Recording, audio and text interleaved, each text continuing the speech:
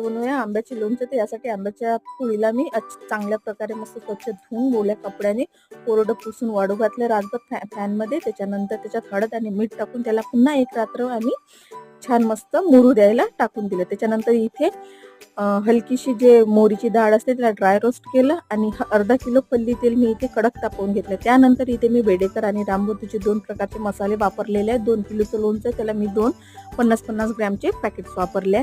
त्यानंतर तेल छान थंडगार झाल्यानंतर त्याच्यात मी थोडासा हिंग आणि जे 2 पॅकेट होते ते मिक्स केले. त्याच्यात वरून 1 वाटी मीठ टाकलेलं आणि याला मस्त प्रकारे मी छान घुमवून घेतलं आणि थोडा वेळ याला मुरू द्यायला ठेवला. त्याच्यानंतर जे आपले जे काप होते आंब्याचे फोडी होत्या त्याच्यामध्ये तो पूर्ण मसाला मिक्स केला आणि इथे 2 किलोला मी अर्धा किलो गूळ वापरला आणि हे गूळ मिक्स करून ते लोणचे मी पतील्यामध्ये 2 दिवस ठेवले आणि ते छान मुरू दिले. त्यानंतर बघू शकता अशा प्रकारे लोणचं झालं आणि व्हिडिओ